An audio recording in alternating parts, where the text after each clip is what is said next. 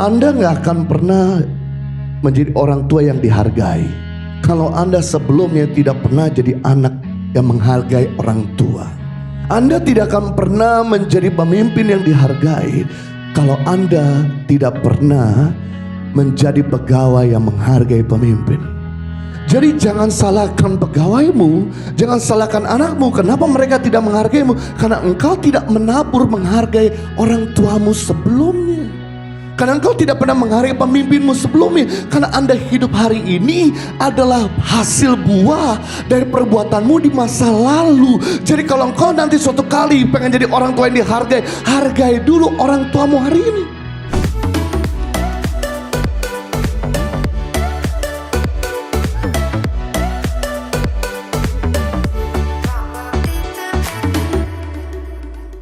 Jadi saya mau sampaikan pada minggu ini dengan satu topik, yaitu dasar menghormati.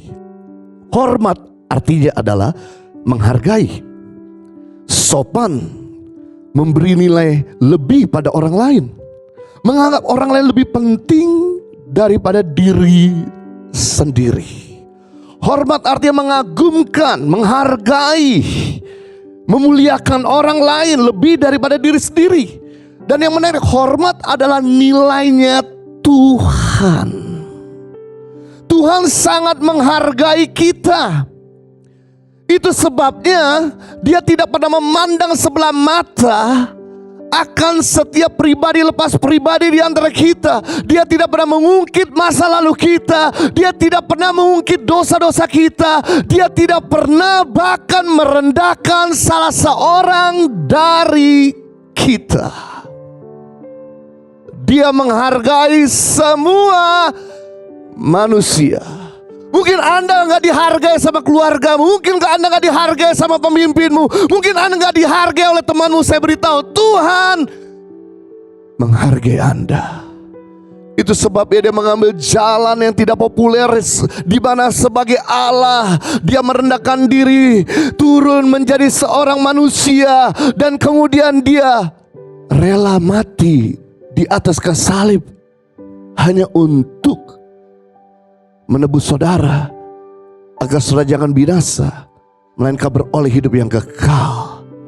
Yohanes pasal 3:16, karena begitu besar kasih Bapa akan dunia ini, sehingga Bapa telah mengaruniakan anak yang tunggal, supaya setiap orang yang percaya kepada-Nya tidak binasa, melainkan beroleh hidup yang kekal. Perhatikan baik-baik di sini.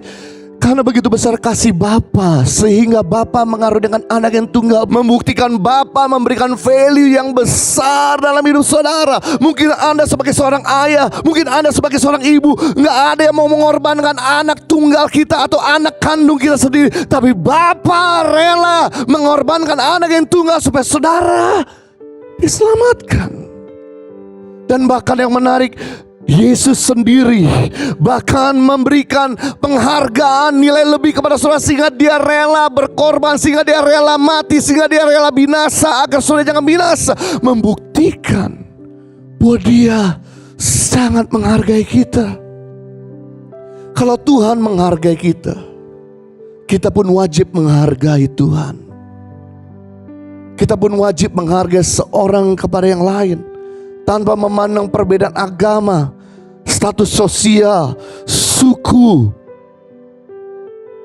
Saudara tahu penyebab masa kesukaran yang besar terjadi dalam hidup kita bukan karena COVID, bukan karena bencana alam, bukan karena krisis ekonomi, tapi penyebab masa kesukaran yang besar terjadi dalam hidup kita karena manusia mencintai dirinya sendiri. Mari kita lihat nubuatan tentang Paulus kepada jemaat yang ada di dunia ini. Dikatakan dalam 2 Timotius pasal 3 ayat 1-2, ketahuilah bahwa pada hari-hari terakhir akan datang masa yang sukar. 2 Timotius 3 ayat 1-2. Yes, kata bahwa pada hari-hari terakhir ini, pada akhir zaman ini akan datang masa yang sukar. Saya pikir masa yang sukar bencana alam, krisis ekonomi. Saya pikir karena pandemik.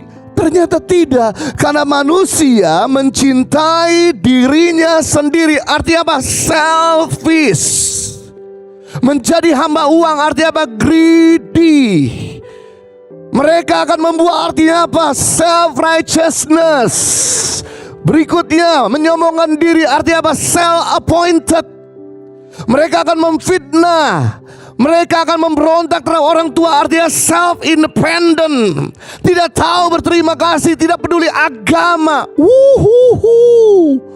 Penyebab masa kesukaran besar karena kita tidak menghargai orang tua kita, pemimpin kita, pegawai kita, orang di sebelah kita, pasangan hidup kita. Jadi kalau kita mau hidup di dalam damai, kita perlu menghargai seorang kepada yang lain. Hidup ini sudah susah, jangan ditambah susah karena perbuatan bodoh kita saling merendahkan satu kepada yang lain. Belajar untuk menghargainya. Matius pasal 7 ayat 12. Segala sesuatu yang kamu kehendaki supaya orang perbuat kepadamu, perbuatlah demikian juga kepada mereka. Itulah isi seluruh hukum Taurat dan kitab para nabi.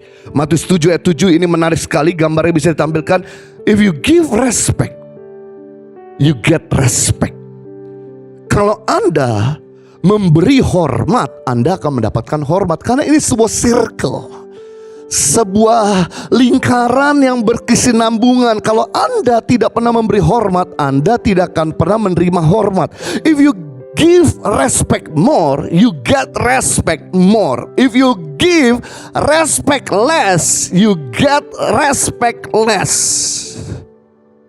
Anda gak akan pernah menjadi orang tua yang dihargai kalau Anda sebelumnya tidak pernah jadi anak yang menghargai orang tua. Anda tidak akan pernah menjadi pemimpin yang dihargai kalau Anda tidak pernah menjadi pegawai yang menghargai pemimpin. Jadi jangan salahkan pegawaimu, jangan salahkan anakmu. Kenapa mereka tidak menghargaimu? Karena engkau tidak menabur menghargai orang tuamu sebelumnya. Karena engkau tidak pernah menghargai pemimpinmu sebelumnya. Karena Anda hidup hari ini adalah hasil buah dari perbuatanmu di masa lalu. Jadi kalau engkau nanti suatu kali pengen jadi orang tua yang dihargai, hargai dulu orang tuamu hari ini. Kalau engkau suatu hari pengen jadi pemimpin yang dihargai, hargai dulu pemimpinmu hari ini. Give respect and you get respect. Nah, saya mau bagi ada 3 dasar menghormati. Yang pertama, dasar atau bukti dari kita menghormati, mendengarkan dan taat pada suaranya. Bukti bahwa Anda tuh menghargai seseorang, Anda mendengarkan suaranya, Anda mentaati apa yang diperintahkan. Karena mendengarkan atau ketaatan adalah tanda awal dari rasa hormat. Waktu Anda taat sama orang tua membuktikan bahwa Anda hormat sama orang tua. Waktu Anda mendengarkan Tuhan, bahwa bukti bahwa Anda menghormati Tuhanmu.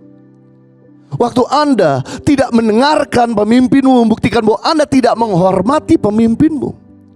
Waktu Anda tidak taat kepada Tuhan, membuktikan Anda tidak hormat sama Tuhan. Jadi tanda awal dari Anda hormat, Anda mendengarkan dan taat sama perintahnya. Dan ini yang agak sedikit aneh. Ketaatan bukan merupakan program utama yang Tuhan injek ketika kita lahir di dunia ini. Ketaatan bukan merupakan program utama yang Tuhan invest ketika kita lahir di dunia ini. Beda sama potensi benar Tuhan invest ketika kita lahir di dunia ini. Talenta benar Tuhan berikan ketika kita lahir di dunia ini. Sebab tanpa talenta kita gak mungkin bisa mencari nafkah. Tanpa potensi kita gak mungkin bisa mencari uang. Justru yang Tuhan belum berikan ketika kita lahir di dunia ini, yaitu ketaatan. Sebagai bukti, manusia pertama yang Tuhan ciptakan, Adam dan Hawa, ketika mereka ada di dunia ini, Tuhan berkata semua tanaman di tempat ini boleh kau makan buahnya kecuali satu, pohon pengetahuan yang baik dan jangan kau makan. Dan apa yang terjadi? Adam tidak memperhatikan suara Tuhan. Ada 2.500 jenis tanaman yang Tuhan ciptakan di Taman Eden. Semua diberikan sama Adam kecuali satu. Pohon pengetahuan yang baik dan jahat jangan kau makan, sebab ketika kau makan kau akan mati. Ternyata apa yang dilakukan sama Adam dan Hawa, dia mengabaikan 2.499 jenis tanaman yang lain, dan dia fokus kepada tanaman yang Tuhan larang, dan dia ambil. Akibatnya dia jatuh dalam dosa. Seharusnya manusia tidak perlu jatuh dalam dosa seandainya dia menghargai suara Tuhan. Bapak Ibu mesti paham, setiap perintah yang disampaikan kepada kita bukan untuk keuntungan Tuhan, tapi setiap perintah disampaikan kepada kita untuk keuntungan kita sendiri. Anda mau lakukan firman, Anda tidak mau lakukan firman, Tuhan tidak pernah rugi. Tapi yang rugi kita kalau kita tidak melakukan firman. Sama ketika kita memberi perintah kepada anak kecil, nak sikat gigi. Perintah itu diuntungkan bukan untuk keuntungan orang tua, tapi perintah itu diuntungkan kepada anak kecil. Sebab kalau anak tidak mau sikat gigi, yang sakit kamu sendiri.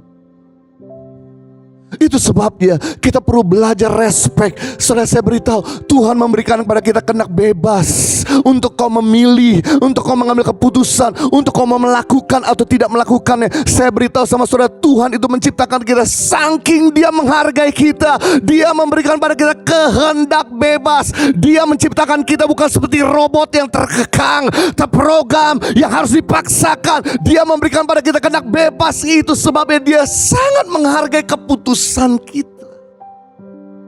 Tapi kita yang diberikan kehendak bebas, hargai setiap keputusanmu, karena because your choice determine your future.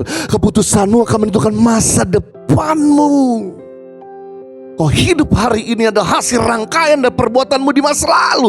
Itu sebabnya penting di sini untuk kau mengerjakan apa yang Tuhan katakan dan Tuhan kerjakan, agar kita dekat dengan kasih karunia Tuhan. Begitu kita mengerjakan apa yang Tuhan katakan, apa yang Tuhan kerjakan, maka kita dekat dengan kasih karunia. Begitu kita tidak mengerjakan apa yang Tuhan katakan, apa yang Tuhan tidak kerjakan, maka kita jauh dari kasih karunia. Jadi jauh dekat dengan kasih karunia bukan ditentukan dari kita ngemis-kemis sama Tuhan, tapi jauh dekat dengan kasih karunia. Apakah kita sedang melakukan apa yang Bapa katakan atau Bapa kerjakan? Kenapa Yesus selalu dekat dengan kasih karunia?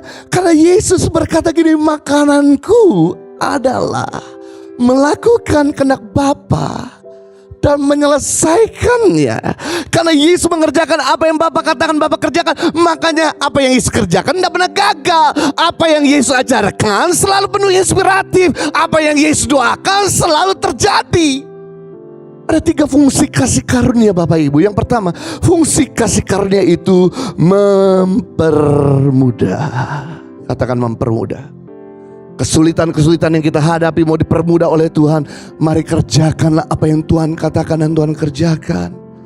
Maka semua diperlancar, dipermudah, ditolong oleh Tuhan. Yang kedua, fungsi kasih karunia yaitu menguatkan. Katakan menguatkan. 3, 2, 1. Saat kau lemah mau dikuatkan oleh Tuhan, kerjakan apa yang Tuhan katakan, Tuhan kerjakan, maka Tuhan pasti berikan kekuatan. Ketika Yesus lemah di Taman Getsemani, justru apa yang Yesus lakukan ini, Dia beri teladan sama kita. Bapa, kalau boleh cawan penderitaan ini pergi, kalau boleh salib ini pergi, tapi sekali lagi, not my will Lord, but your will. Bukan kehendakku yang jadi, biar kehendakmu. Sampai 3 kali Yesus berdoa agar salib itu pergi, agar doa jadi jawab. Namun Bapa tidak jauh juga. Saya beritahu, satu-satunya doa Yesus yang tidak dijawab oleh Bapa di surga waktu di Taman Getsemani. Semua permintaan Yesus dipenuhi oleh Bapa di surga, kecuali di Taman Getsemani. Why? Karena berbeda dengan kehendak Bapa. Tapi Dia memberi teladan. Bukan kehendakku yang jadi, biar kehendakmu. Apa yang terjadi? Walaupun dia stres, saking stresnya, bukan mengeluarkan keringat dingin tapi keringat darah, Bapa mengirim malaikatnya. Dan malaikatnya berkata kepadanya, lah Bapa berkenan kepadamu. Itu seperti air sejuk menyegarkan dan menguatkan, sehingga dia bisa bangkit berdiri dan menyerahkan dirinya kepada orang-orang yang mau menangkapnya. Kalau engkau mau dikuatkan oleh Tuhan, dengarkanlah apa yang Dia perintahkan kepada kita. Yang ketiga, fungsi kasih karunia itu memberdaya. Kalau bisnismu berkembang, karirmu meningkat, pendidikanmu makin tajam, kesehatanmu makin prima, ayo kerjakan apa yang Tuhan katakan Tuhan kerjakan. Begitu kita mengerjakan yang bukan Tuhan katakan, yang Tuhan kerjakan, maka semuanya bukan makin berdaya, semuanya justru makin mengecil, semuanya makin menyusut. Saya perhatikan semua orang-orang yang melakukan kehendak Bapa selalu mengalami peningkatan dan kelimpahan. Tapi semua orang-orang yang melakukan kehendak sendiri mengalami penurunan dan kehancuran. Berapa banyak di antara kita ingin mengalami peningkatan? Kerjakan, hargai suara Tuhan.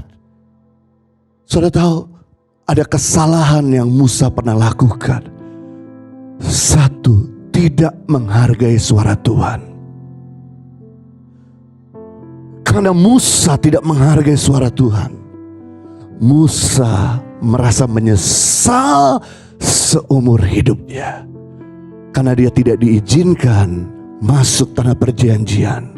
Cuma boleh melihatnya, tapi tidak bisa masuk. Mari kita lihat firman Tuhan di dalam Ulangan pasal 32 ayat 51 dan 52. Oleh sebab kamu Musa telah berubah setia terhadap aku di tengah-tengah orang Israel dekat mata air Meriba di Kades dekat padang gurun Zin. Oleh sebab kamu tidak menghormati kekudusanku di tengah-tengah orang Israel. Engkau boleh melihat negeri itu yang terbentang di depanmu, tetapi tidak boleh masuk ke sana, ke negeri yang kuberikan kepada orang Israel. Oh my God, Musa betapa sedihnya karena dia adalah seorang pemimpin yang mengeluarkan bangsa Israel dari perbudakan di Mesir dan menuntunnya di padang gurun begitu sampai di perbatasan dengan tanah perjanjian itu. Hold! No, you stay here. Yosua dan bangsa Israel yang hanya boleh masuk tanah perjanjian. Saudara, kenapa Musa gak boleh masuk tanah perjanjian? Karena dua hal. Yang pertama, waktu dia naik ke Gunung Sinai, dia ketemu sama Tuhan, dan Tuhan memberikan 2 loh batu dengan 10 perintahnya.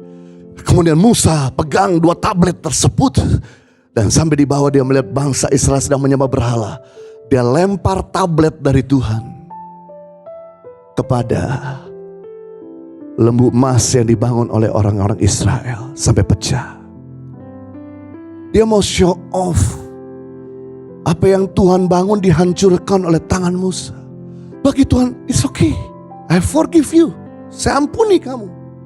Musa datang lagi ke atas Gunung Sinai, minta ampun sama Tuhan, minta maaf sama Tuhan, menghancurkan apa yang Tuhan telah buat di tablet itu. Musa bikin tablet lagi sendiri dari 2 loh batu, turun ke bawah. Singkat cerita dalam perjalanan, kemudian Tuhan beri perintah, bangsa ini kehausan. Kamu cukup ngomong di gunung batu yang kering itu, ngomong. Cukup ngomong di depan gunung batu itu keluar air, maka gunung batu itu keluar air. Tapi karena Musa jengkel sama bangsa Israel, makin dilakukan sama Musa, dia gak perhatikan, tidak menghormati suara Tuhan untuk ngomong. Tapi Musa saking emosinya, dia ambil tongkat, dia pukul gunung itu 3 kali sampai keluar air. Disitulah Tuhan ngomong, karena kamu tidak menghargai suaraku, maka kamu tidak bisa masuk tanah perjanjian. Terpukul sekali. Tapi tenggat, Musa bertobat, Bapak Ibu. Terbukti bertobat dari mana? Ketika bangsa Israel masuk tanah perjanjian melewati sungai Yordan, dia tetap stay di luar sungai Yordan.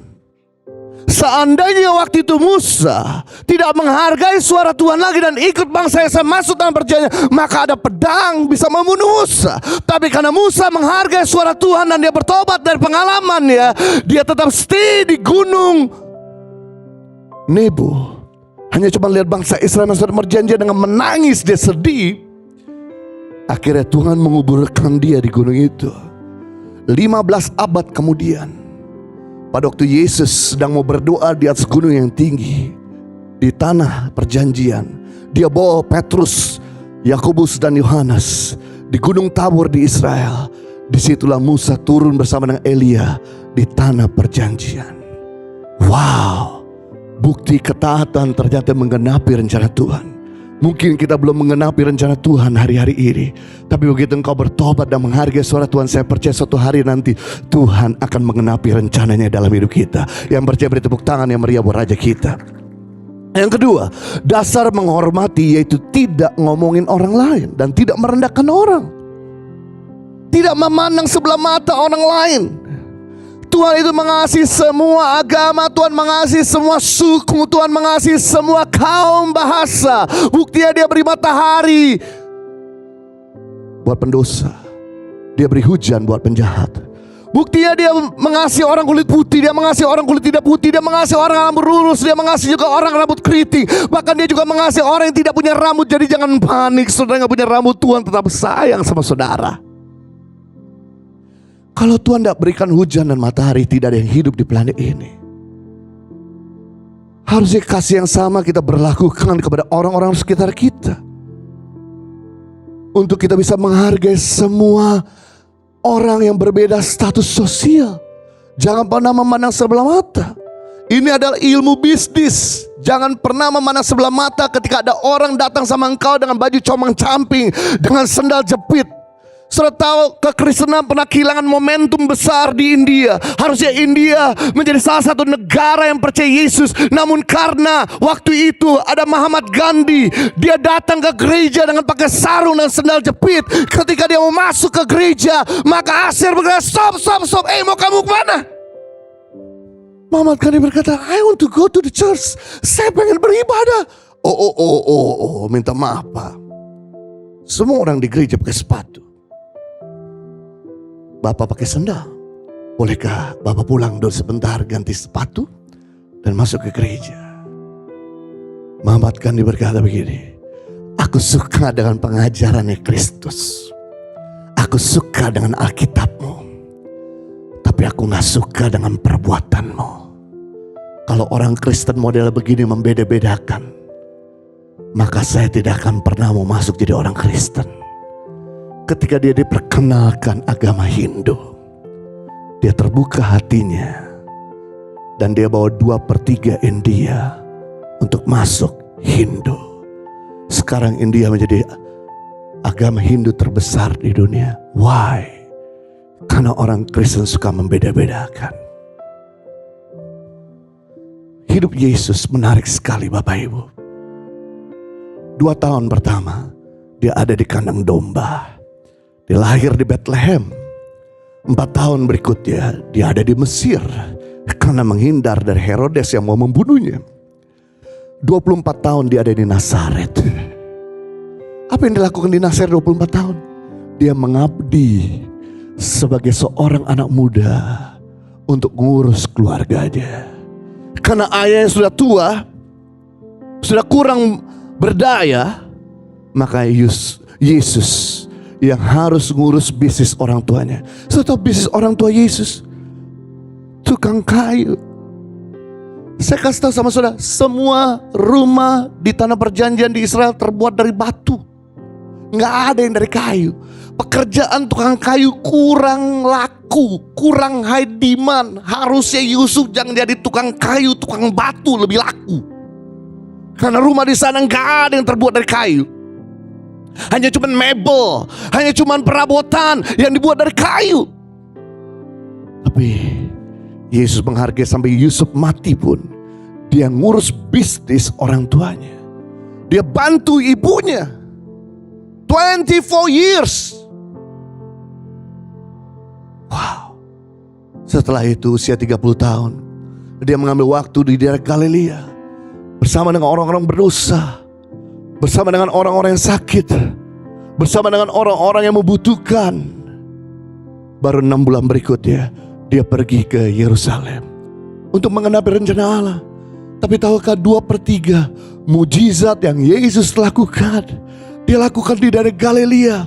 Setahu Galilea ada daerah rendah, Yerusalem ada daerah tinggi. Itu sebabnya orang-orang di Yerusalem rata-rata orang the have, orang-orang mampu tinggal di Yerusalem. Sedangkan orang-orang di Galilea ada orang-orang yang tidak mampu. Tapi Tapi Yesus menghabiskan banyak waktunya bersama dengan orang-orang yang tidak mampu. Kenapa? Karena mereka membutuhkan pertolongan. Kalau orang yang mampu bisa berobat, bisa pergi ke rumah sakit, sedangkan orang yang tidak mampu tidak bisa berobat, itu sebab dia butuh mujizat Yesus. Saya sedang predikat Yesus bukanlah sebagai seorang pendeta, bukan seorang dokter, bukan seorang master, tapi sahabat orang berdosa. Yang ketiga, bukti bahwa kita menghargai seseorang, yaitu memberkati musuh. Bukti yang ketiga bahwa kita menghormati seseorang, kita bisa memberkati lawan kita. Bukan mengutuk lawan kita, tapi mengampuni. Bukan membenci lawan kita, tapi mengasihi. Itu bukti bahwa saudara menghormati. Bukan cuma menghormati orang yang lebih tua, bukan cuma menghormati orang yang lebih mampu. Everybody can respect the people above us. Tapi bagaimana dengan musuhmu yang melukai, menyakiti? Apakah kamu menghargai? Yesus menghargai ketika dia dicaci maki di Taman Getsemani sama seorang hamba daripada imam besar. Dan kemudian Petrus bacok telinga hamba tersebut. Yesus menegur Petrus. Yesus tidak memberikan tepuk tangan kepada Petrus karena Petrus mendukung gurunya. Tapi justru Yesus menegur, Petrus, masukkan kembali pedangmu dalam sarungnya. Barang siapa menggunakan pedang akan binasa oleh pedang. Karena Petrus menabur, mencelakakan orang, dia matinya pun disalib terbalik. Kemudian apa yang dilakukan sama Yesus? Dia ambil telinga orang itu yang copot, dia pasangkan kembali. Dia menghargai orang yang caci maki dia. Diludahi, dimaki-maki, dihina, ditelanjangi bajunya. Sang prajurit Romawi cambuk berkali-kali. Tidak ada perkataan sia-sia, melainkan perkataan ampuni mereka karena mereka nggak tahu apa yang mereka perbuat. Disitulah prajurit Romawi menghargai dan berkata, sungguh dia adalah anak Allah. Dan saudara tahu, prajurit yang tombak Yesus di lambungnya akhirnya menjadi pastor salah satu gereja di daerah Yunani Ortodok. Amazing. Guys, saya tutup dengan cerita ini, di mana dalam Kejadian pasal 13 ayat 1 sampai 18 tentang Abraham dan Lot. Abraham waktu dipanggil keluar dari tanah Ur Kasdim di Irak, bahwa Tuhan akan memberikan tanah yang akan dijanjikan kepadanya. Tiba-tiba ponakannya ikut dari belakang yang bernama Lot. Om, saya ikut om. Ponakannya jobless, ponakannya tidak punya modal sama sekali. Dia ikutin Abraham. Sampai kemudian Abraham modalin ternak, Abraham modalin bisnis, sampai kemudian ponakannya maju. Namun sayangnya ponakannya seringkali menganiaya pegawai Abraham, seringkali melukai para pegawai Abraham. Dan kemudian Abraham berkata sama ponakannya, Lot, tanah ini udah terlalu sempit buat kita tinggal bersama-sama. Baiklah kita berpisah.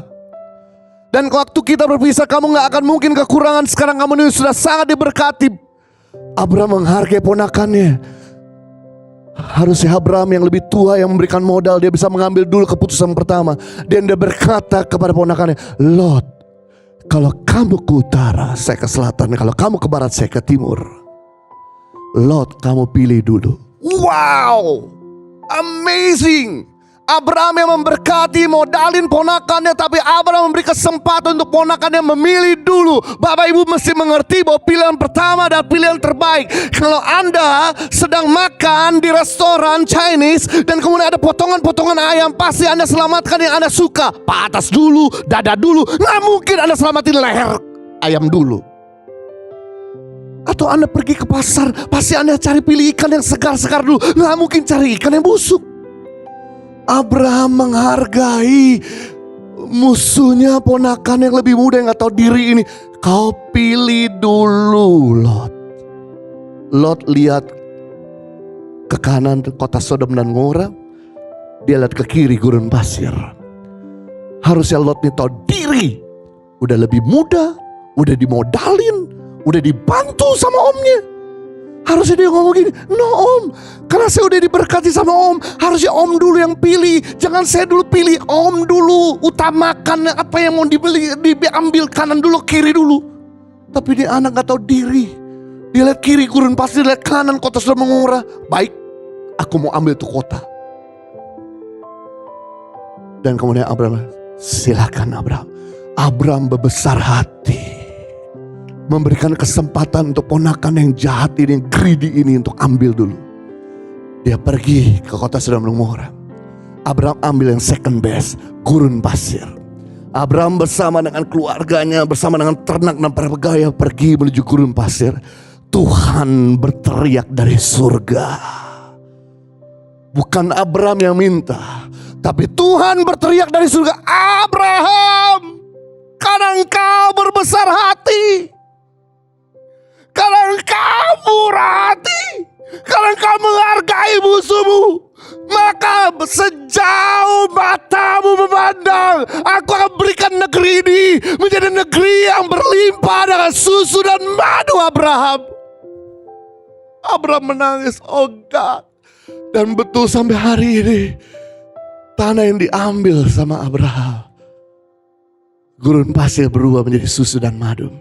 Susunya dari sapi, madunya dari korban. Dan seluruh agama di dunia datang berbondong-bondong setiap waktu pergi ke tanah perjanjian untuk melihat tempat di mana Abraham tinggal. Saya beritahu, ketika engkau murah hati dan menghargai lawanmu, yang greedy, yang nyakiti, yang merugikan kau, Tuhan akan buka pintu yang lebih besar, berkat yang lebih besar, promosi yang lebih besar buat kamu yang menghargai mereka. Yang mengerti katakan amin. Impact Community Indonesia mengadakan 4 kali ibadah onsite setiap hari Minggu pukul 9 waktu Indonesia Barat, pukul 11 waktu Indonesia Barat, pukul 13 waktu Indonesia Barat, dan pukul 15 waktu Indonesia Barat di MOI, Mall of Indonesia Kelapa Gading lantai P3. Ibadah pertama hingga ibadah ketiga disertai ibadah anak dan ibadah remaja. Pastikan kehadiran Anda.